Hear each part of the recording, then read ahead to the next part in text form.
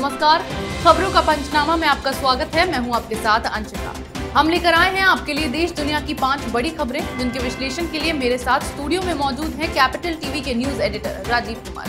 राजीव जी, बहुत बहुत स्वागत। सबसे पहले नजर डालते हैं हेडलाइंस पर। सुप्रीम कोर्ट की कमेटी पर राजनीति तेज। आपने पंजाब कांग्रेस को किया कटघरे में खड़ा, कमेटी के सदस्य को बताया कैप्टन अमरिंदर सिंह का करीबी। किसानों पर राजनीति करने पोंगल पर तमिलनाडु पहुंचे राहुल गांधी, जलीकट्टू खेल के आयोजन में शामिल होने पर उड़ा कांग्रेस का मजाक। बंगाल में टीएमसी का अस्तित्व बचाने के लिए ममता बनर्जी ने कांग्रेस और वाम मोर्चा से लगाई मदद की गुहार, दोनों पार्टियों ने ठुकरा दिया। महाराष्ट्र सरकार के मंत्री नवाब मलिक के दामाद को एनसीबी ने किया गिरफ्तार, पूछताछ में हुए थे कई खुलासे। शांति वार्ता के बीच अचानक काबुल पहुंचे एनएसए अजीत डोभाल, आपसी हितों और आतंकवाद के खिलाफ लड़ाई में सहयोग पर हुई बात।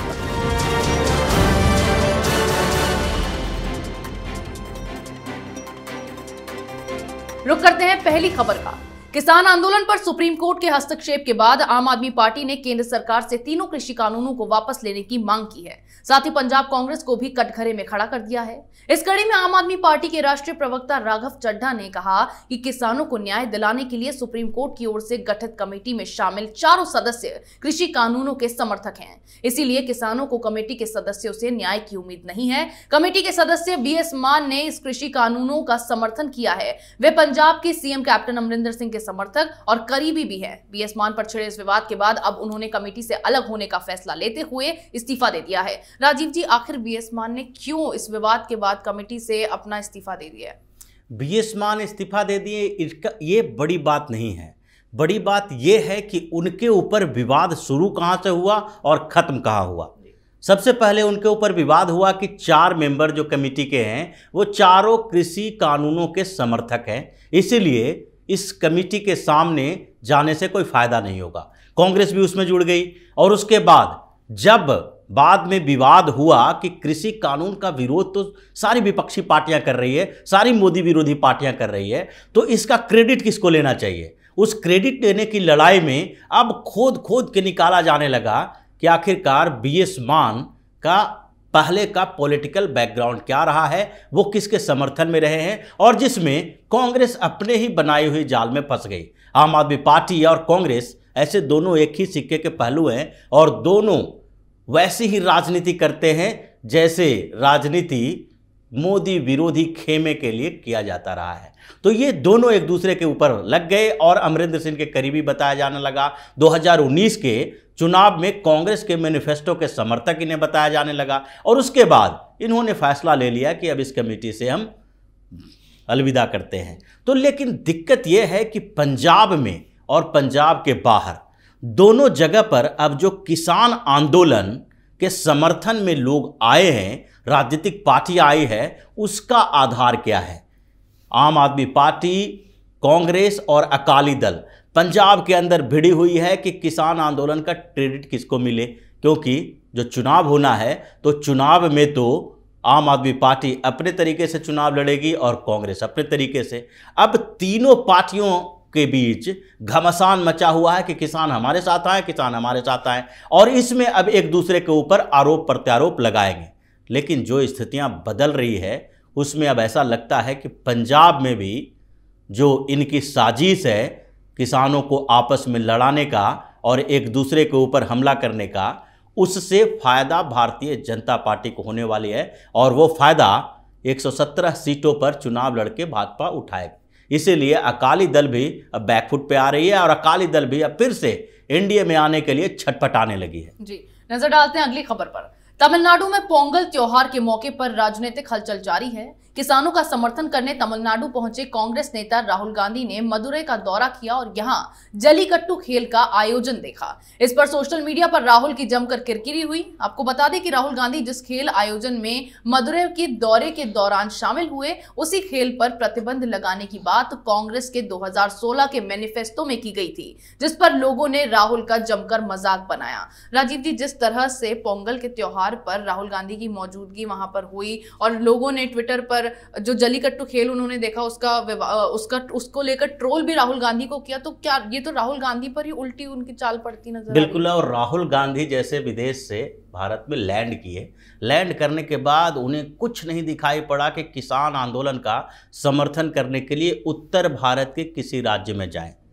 ऐसे वो तमिलनाडु गए और तमिलनाडु में भी उन्होंने बोला जल्लीकट्टू में जो उसके कार्यक्रम में हम भाग ले रहे हैं, हिस्सा ले रहे हैं, वो किसानों को समर्थन देने के लिए, क्योंकि मकर संक्रांति, पोंगल और ये जो भी लोहड़ी पर्व है वो किसानों का पर्व है और फसल से जुड़े हुए इसमें सारे मुद्दे होते हैं।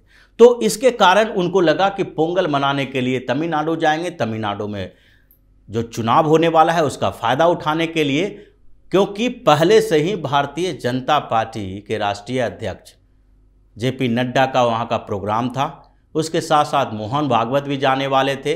तो भाजपा का जो वहाँ पर राजनीतिक सक्रियता बढ़ी है, उससे राहुल गांधी को लगा कि इसमें हम भी ये राजनीतिक रोटी सेक सकते हैं। वहाँ पर भाजपा के खिलाफ जो किसान आंदोलन का फ़ायदा उठाएंगे, उससे तमिलनाडु में डीएमके के साथ साथ कांग्रेस को भी कुछ फ़ायदा होने वाला है। लेकिन राहुल गांधी तो ऐसे व्यक्ति हैं जो सोना को अगर छू ले तो वो मिट्टी बन जाए, स्थिति यही हो गई है।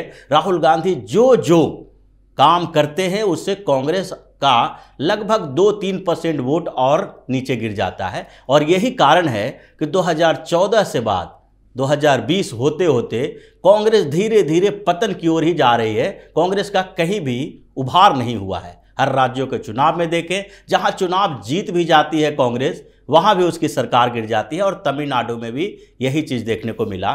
तमिलनाडु में जल्लीकट्टू कार्यक्रम में जाने से पहले राहुल गांधी को यह सोचना चाहिए था कि इस कार्यक्रम के लिए पहले सुप्रीम कोर्ट में भी विवाद चला है, सुप्रीम कोर्ट ने प्रतिबंध की बात कही थी, और उसके बाद कांग्रेस ने भी पिछले विधानसभा चुनाव के समय अपने मैनिफेस्टो में इस पर प्रतिबंध लगाने की बात कही थी। तो ऐसे में आप उसी कार्यक्रम में जा रहे हैं, जबकि पोंगल मनाया जा रहा है, पोंगल में अलग अलग प्रोग्राम में जा सकते हैं। तो ऐसे कार्यक्रम में जा रहे हैं जिस कार्यक्रम का पहले कांग्रेस विरोध करती रही है, उस पर प्रतिबंध लगाने की बात कर रही है। तो ऐसे में तो कांग्रेस का मजाक उड़ना ही है। और राहुल गांधी का मजाक उड़ना तो बड़ी बात नहीं है, क्योंकि वो हर समय उड़ता ही रहता है। लेकिन इसमें तो कांग्रेस की बहुत बड़ी किरकिरी हुई है और इनका पूरा दांव उल्टा पड़ गया है। चलिए रुक करते हैं अगली खबर का। बंगाल में चुनाव से पहले टीएमसी और बीजेपी घमासान लगातार जारी है। इस बीच बंगाल में बीजेपी की बढ़ती मजबूती को देखते हुए तृणमूल कांग्रेस ने तमाम विपक्षी दलों से सहयोग की अपील की है। तृणमूल ने वाम मोर्चा और कांग्रेस से भाजपा के खिलाफ लड़ाई में ममता बनर्जी का साथ देने की अपील की है। ऐसे में ममता बनर्जी का बंगाल में अपना अस्तित्व बचाने का ये पैतरा भी काम नहीं आया और कांग्रेस पार्टी ने लगे हाथ टीएमसी को नसीहत दे डाली। राजीव जी, अस्तित्व बचाने के लिए टीएमसी का ममता बनर्जी ने अपील की, बिहार की तरह यहाँ भी गठबंधन बनाने की पेशकश उन्होंने रखी, तो क्या अब कांग्रेस ने भी उनको नसीहत दे दी? क्या ममता बनर्जी का ये पैतरा कहीं आगे काम आ सकता है? ममता बनर्जी का पैतरा तो काम नहीं आएगा, लेकिन ये सही है और ये माना जा सकता है कि पश्चिम बंगाल में जो तीनों पार्टियां हैं उसके लिए अस्तित्व का खतरा बढ़ गया है। वामपंथी पार्टियां, वाम मोर्चा जो है वो पहले से ही धीरे धीरे घिसते घिसते खत्म हो रही थी। कांग्रेस की स्थिति कमज़ोर हो ही गई है। लेकिन अब ममता बनर्जी की बौखलाहट और ये फ्रस्ट्रेशन इस बात को दिखाता है कि अब उन्होंने भी भारतीय जनता पार्टी के सामने हथियार डाल दिया है। क्योंकि जिन पार्टियों के खिलाफ वो खड़ी हुई थी, जिन पार्टियों का विरोध कर कर के वो सत्ता में आई, उसी पार्टी के समर्थन के लिए कहना ये बड़ी बात होती है। ये उसी तरह का होता है, एक तरह से विक्टिम कार्ड खेलना। और भारतीय जनता पार्टी का डर दिखाने की राजनीति अलग अलग राज्यों में अलग अलग समय पर होता रहा है। ये अंतिम शस्त्र बोला जा सकता है ममता बनर्जी के लिए कि ममता बनर्जी को अब लगा कि अकेले कुछ नहीं होगा और अगर भारतीय जनता पार्टी के खिलाफ जो चुनाव वहाँ पर लड़ रही है तीनों पार्टियाँ, यानी कि तृणमूल कांग्रेस, वामपंथी मोर्चा और उसके साथ साथ कांग्रेस, तो वाम पार्टी और कांग्रेस के बीच गठबंधन होगा, तो ये मुकाबला होगा जो त्रिकोणीय होगा और उसमें असदुद्दीन ओवैसी का भी एक एंगल हो जाएगा।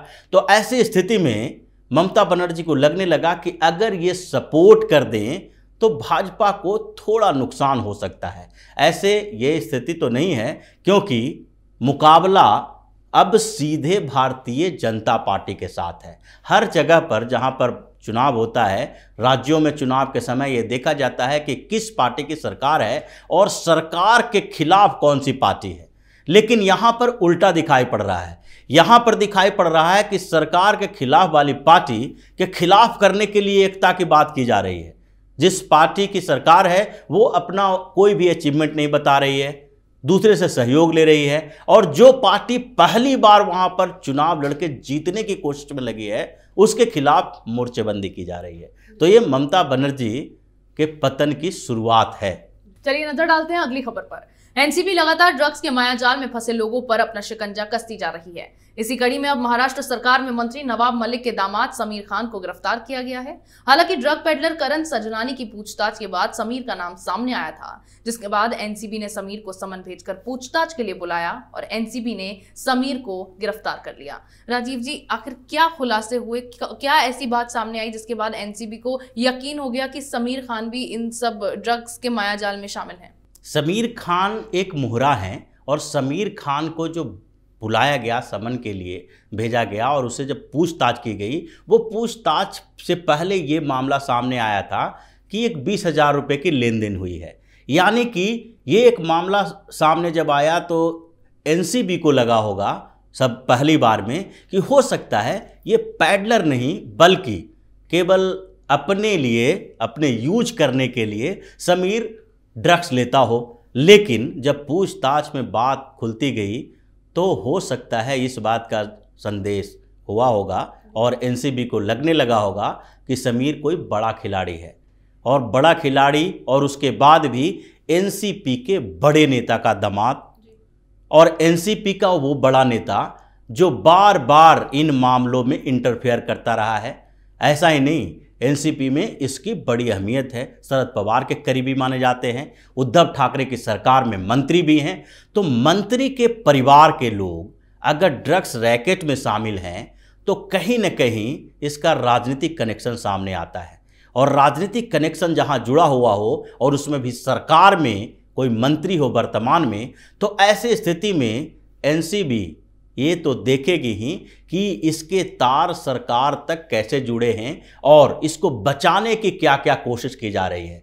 क्योंकि ऐसे मामलों में इन्फ्लुएंस किया जाता है, और मुंबई पुलिस है जो उद्धव ठाकरे सरकार की है और उसके अधीन है, उसके इशारों पे काम करती है। उसी में एनसीपी जो है वो एक सहयोगी पार्टी है, सरकार में शामिल है। और ऐसे में अगर उद्धव ठाकरे की सरकार को बनाए रखना है तो एनसीपी को खुश करना पड़ेगा। लेकिन अब ये केंद्रीय जांच एजेंसी है, केंद्रीय जांच एजेंसी को राज्य के मामलों से मतलब नहीं है, उसके ऊपर तो दबाव नहीं बनाया जा सकता। क्योंकि ये तो पहला मामला नहीं है कि समीर पहली बार ये ड्रग्स मामले में होंगे, ड्रग्स लेते होंगे या ड्रग्स का कारोबार करते होंगे, ये पहले से चलता आ रहा होगा। लेकिन अभी जब इसके तार जुड़ने शुरू हुए हैं तभी इसका खुलासा हुआ है, और अब ऐसी स्थिति आ गई है कि उद्धव ठाकरे को इस पर चुप्पी साधना पड़ रहा है। ऐसे उद्धव ठाकरे भी चाह रहे हैं कि एनसीपी के ऊपर दबाव बनाया जाए। शरद पवार जो बार बार उन्हें डायरेक्ट करने की कोशिश करते हैं, वो उनके ऊपर एक ऐसा दबाव बनाए जिससे कि उनकी सरकार कुछ दिन और चल सके।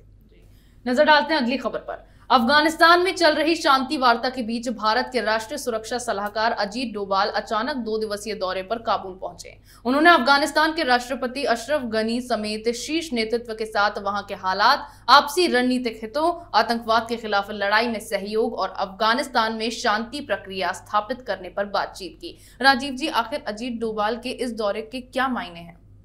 अजीत डोभाल वहां पर पहुंचे हैं, ये रणनीति पहले से बनाए जा रहे थे, क्योंकि हमारे सारे पड़ोसी देशों में सबसे खतरनाक है वो चीन और उसके साथ साथ पाकिस्तान है। पाकिस्तान का एक एजेंडा होता है भारत के खिलाफ, वो है आतंकवाद को प्रायोजित करना, कश्मीर के नाम पर आतंकवाद फैलाना। अब भारत ये सोचता है कि आतंकवाद की जो फैक्ट्री पाकिस्तान के अंदर चल रही है, उस फैक्ट्री के लिए लोग कहाँ से आते हैं?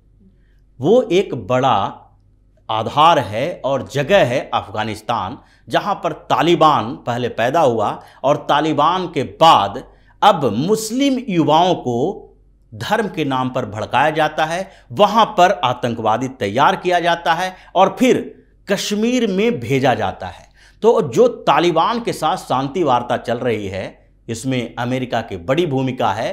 पाकिस्तान को भी उसके साथ शामिल करने की कोशिश की जाती रही, लेकिन पाकिस्तान कभी ये नहीं चाहता है कि अफगानिस्तान में शांति हो, और इसलिए अफगानिस्तान बार बार पाकिस्तान के ऊपर यह आरोप लगाता रहा है कि पाकिस्तान ही अफगानिस्तान में आतंकवादी गतिविधियों के लिए जिम्मेदार है।